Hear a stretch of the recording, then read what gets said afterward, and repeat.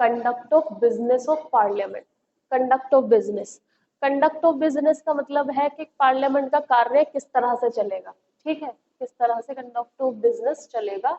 और conduct of business के लिए सबसे ज्यादा इंपॉर्टेंट कौन है, मेंबर्स, ठीक है, उन्हीं के लिए है क्योंकि काम वही करेंगे, ठीक है। प्रेसिडेंट और पीएम तो उनसे काम कराएंगे, बेसिकली काम करेगा कौन, मेंबर्स, है ना। तो कंडक्ट ऑफ बिजनेस में पहले हमारे जो दो आर्टिकल पहले के बचे हुए थे उनकी बात कर लेते हैं। आर्टिकल 97, तो आर्टिकल 97 जो है ये बात करता है salary and allowances of chairman, deputy chairman, speaker and deputy speaker.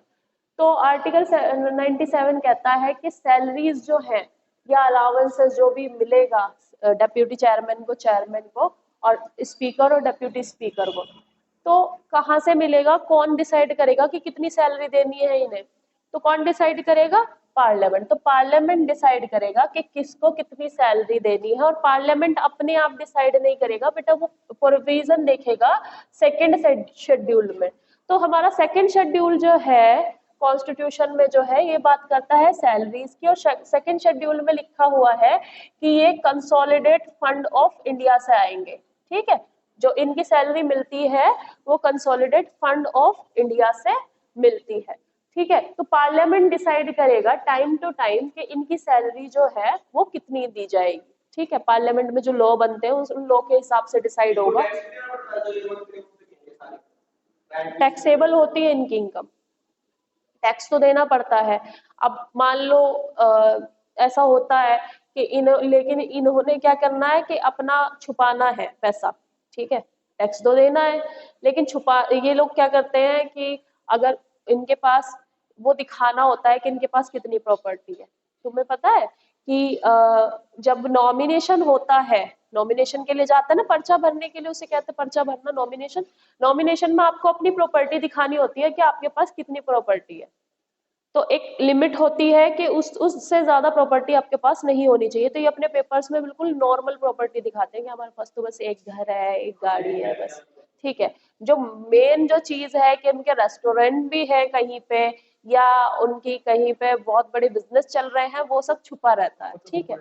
हाँ, पता रहता है, बट वही है कि उसको अगर ओपन हो जाता है मनी लॉन्ड्रिंग के केस में, ईडी उसको वो कर लेती है जांच। जैसे कि अभी देखो किस किस के पर्चे खुले हैं, मनीष सिसोदिया, ठीक है, फिर ये दूसरे का नाम आया था संजय, क्या नाम था उसका मुझे नहीं पता, ठीक है। तो हाँ, ऐसे ही मतलब बहुत लोगों के नाम खुले थे, हाँ, कि इन्होंने मनी लॉन्ड्रिंग किया है, स्कैम किया है। और अभी मेरे ख्याल से कहाँ के थे, आंध्र प्रदेश के पूर्व मुख्यमंत्री, वो भी मनी लॉन्ड्रिंग के केस में गए हैं। तो बेसिकली पब्लिक का पैसा कहीं और यूज किया। तो बेसिकली क्या है, पार्लियामेंट डिसाइड करेगा कि कितनी सैलरी दी जानी है। और हाँ, टैक्सेबल है इनकी इनकम, टैक्स लगेगा भाई, सर्टेन इनकम है तो उस पर टैक्स तो देना पड़ेगा। बाकी ये टैक्स से बचने के लिए कुछ कर ले वो बात अलग है। तो सेकंड शेड्यूल के अकॉर्डिंग पार्लियामेंट लॉ बनाएगी कि सैलरी कितनी देनी है, सैलरी कहाँ से जाएगी, कंसोलिडेट फंड ऑफ इंडिया से। फिर 98 बात करता है, बेटा ये बहुत इंपॉर्टेंट है क्योंकि हम याद नहीं करते इसे, कि सेक्रेटरिएट लिखा हुआ है कहीं या नहीं लिखा हुआ है।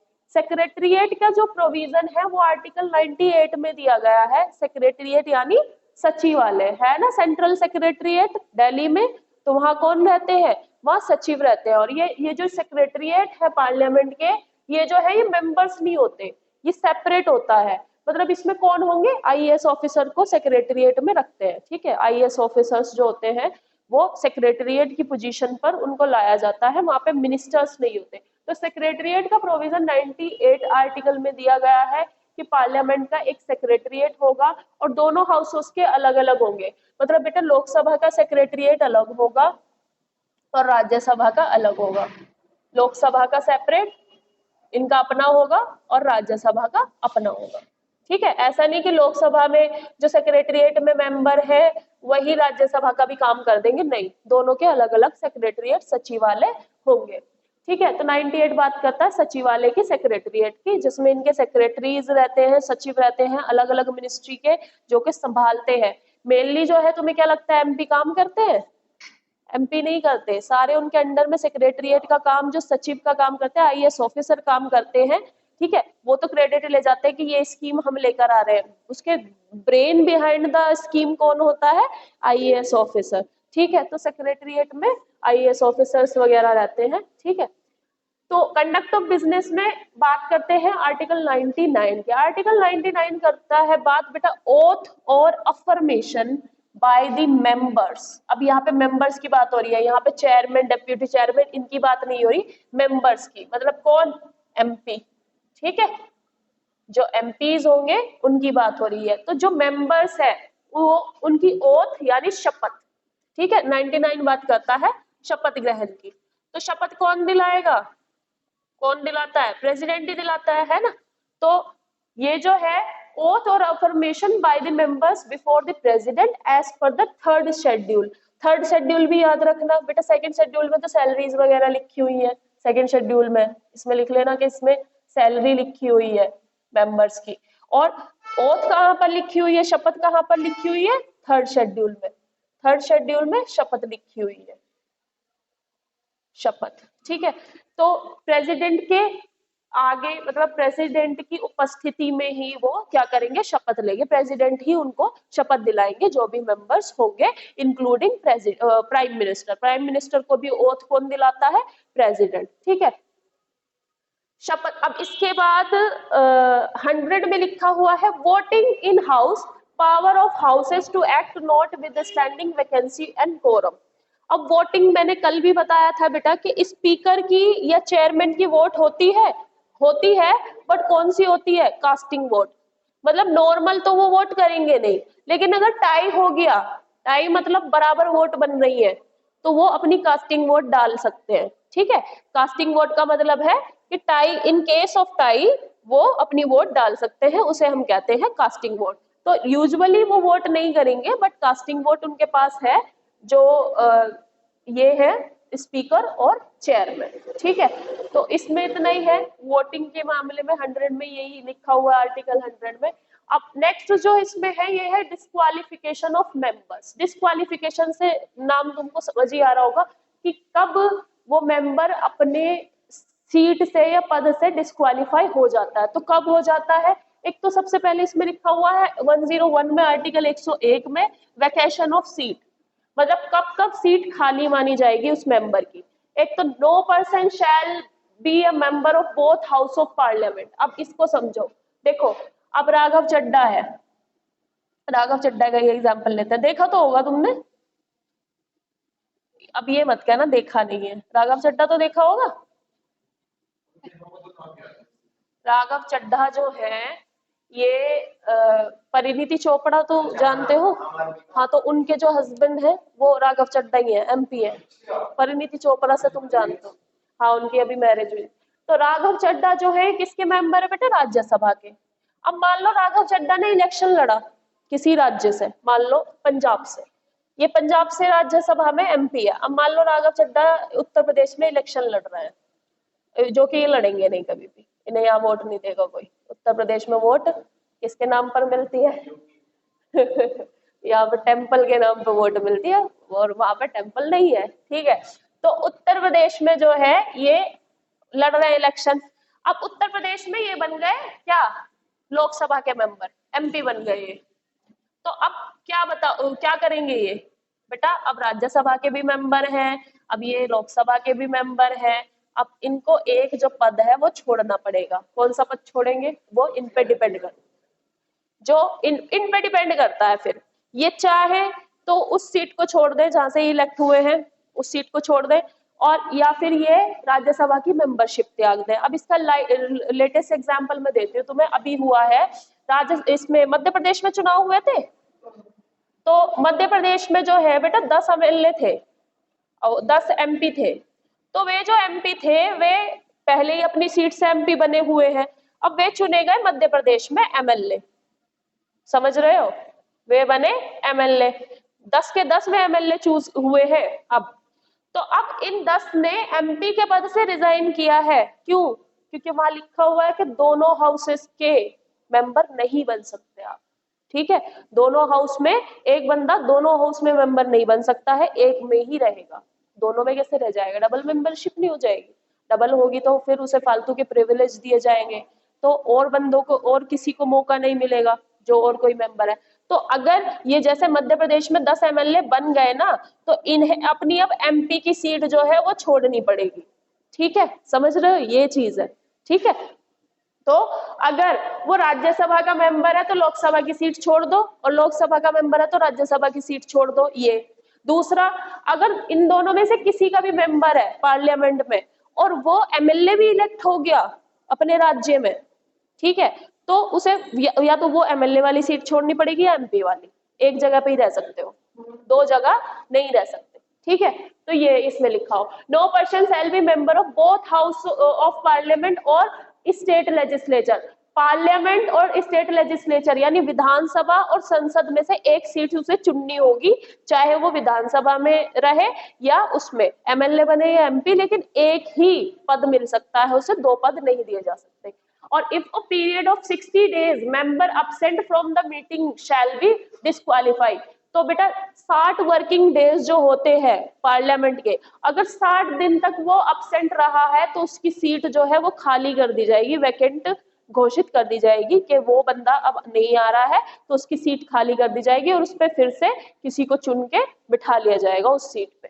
ठीक है, तो ये भी पूछा जाता है कि कितने दिन में किसी भी मेंबर की सीट वैकेंट हो जाएगी, तो 101 के क्लोज में लिखा हुआ है कि 60 दिन के अंदर जो है उसकी सीट वैकेंट हो जाएगी।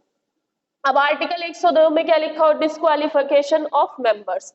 डिस्क्वालिफिकेशन कब होगा, एक तो ये मैंने बताया, if he hold office of profit, अगर उसने गवर्नमेंट ऑफ इंडिया में दो जगह पर कहीं भी वो काम कर रहा है, ऑफिस ऑफ प्रॉफिट ले रखा है, तो उसे उसके पद से क्या कर दिया जाएगा, डिस्क्वालीफाई कर दिया जाएगा कि वो अब उसके योग्य नहीं है। ठीक है, अगर वो अनसाउंड माइंड है, अनसाउंड माइंड मतलब वो कह सकते हैं कि मानसिक रूप से किसी भी तरह से बीमार है, और ये किसी कंपिटेंट कोर्ट ने डिक्लेयर कर दिया है कि वो मानसिक रूप से बीमार है, तब भी वो मेंबर नहीं बन सकता।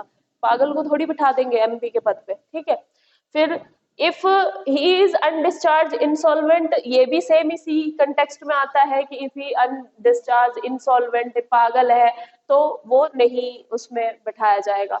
नेक्स्ट है if he is not citizen of India. बेटा एक ऐसा भी होता है कि कुछ मेंबर्स जो है वो फॉरेन सिटीजनशिप ले रखते हैं और पता नहीं चलता, लेकिन हमारे यहाँ ये प्रोविजन कि अगर फॉरेन सिटीजनशिप ले रखी है, ठीक है, तो वो इंडिया में मेंबर नहीं बन सकता है। ठीक है, फॉरेन सिटीजनशिप अगर ले रखी है तो वो इंडिया का मेंबर नहीं बनेगा, मतलब भारत में पार्लियामेंट का मेंबर नहीं बन सकता।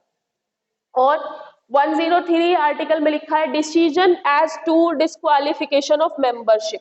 मेंबरशिप जो है डिस्क्वालिफिकेशन का कौन निर्णय लेगा, तो ये बेटा प्रेसिडेंट का जो निर्णय है इसमें फाइनल रहेगा। ठीक है, प्रेसिडेंट जो है फाइनल रहेगा, पार्लियामेंट में जो डिस्क्वालिफिकेशन होगी उसका जो डिसीजन है, प्रेसिडेंट का डिसीजन फाइनल रहेगा। और प्रेसिडेंट इसमें ईसी से हेल्प ले सकता है बेटा, ईसीआई से। ठीक है, इलेक्शन कमीशन ऑफ इंडिया से वो हेल्प ले सकते हैं कि डिस्क्वालिफिकेशन की जाए या नहीं की जाए, और जो प्रेसिडेंट ने डिसाइड कर लिया वो डिसीजन इनका फाइनल रहेगा। ठीक है, आर्टिकल 102 में लिखा हुआ है पेनल्टी। अब पेनल्टी किस बात की, अगर वो डिस्क्वालीफाई कर दिया गया है और उसने वोटिंग कर दी, उसने प्रोसीडिंग में पार्टिसिपेट कर लिया, ठीक है, ये लिखा हुआ है तुम्हारे आर्टिकल 104 में कि अगर 104, हाँ, penalty for sitting and voting before making oath and affirmation under article 99।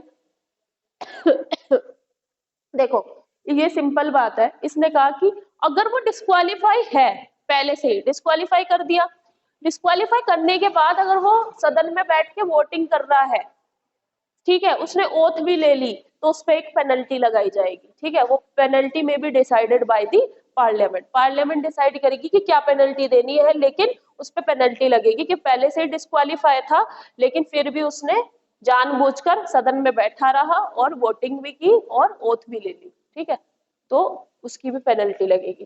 फिर 105 में लिखा हुआ है powers and privilege of members. तो कुछ पावर्स एंड प्रिविलेज दिए गए हैं मेंबर्स को और हाउसेस ऑफ पार्लियामेंट को।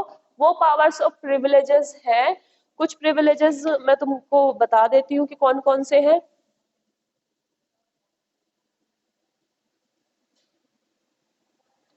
जो भी प्रोसीजर चलेगा उसमें कोई फ्रीडम ऑफ स्पीच इनको नहीं दी जाती है। फ्रीडम ऑफ स्पीच का मतलब है ये बेटा अपने मन से कोई बात नहीं कर सकते हैं। जो मुद्दे चलेंगे हाउस में, फ्रीडम ऑफ स्पीच इनको नहीं दी जाती है हाउस में। हाउस के बाहर कुछ भी कह सकते हैं लेकिन हाउस के अंदर नहीं कह सकते, तो इनको फ्रीडम ऑफ स्पीच नहीं दी जा सकती। ठीक है, फ्रीडम ऑफ स्पीच का मतलब है कि हाउस के अंदर जब भी सदन चल रहा होता है ये कुछ भी नहीं कह सकते। रूल्स और जो प्रोसीजर है कोर्ट उसके पार्लियामेंट के उनको इन्हें फॉलो करना पड़ेगा। तो पहला तो ये है। ठीक है, और प्रिविलेज की मैं बात करती हूँ तो प्रिविलेज का देखो इसमें जानो कि कोई भी जो भी मेंबर ऑफ पार्लियामेंट है उस पर कोई भी कोर्ट की सिविल प्रोसीडिंग नहीं चलेगी। कोई भी सिविल केस चल रहा है तो वो तब तक नहीं चलेगा जब तक वो अपने पद को नहीं छोड़ देता। ठीक है, क्रिमिनल प्रोसीडिंग चल सकती है लेकिन सिविल प्रोसीडिंग नहीं चल सकती। तो इसमें लिखा हुआ है 105 में कि ये मैं तुम्हें पढ़ के भी बता देती हूँ कि no member of parliament shall be liable to any proceeding in any court in respect of anything said और anything vote given by him in parliament or any committee thereof, no shall be so liable in respect of publication by under the authority of either house of parliament of any report, paper, votes or proceeding। ठीक है, तो कोई भी जो proceeding है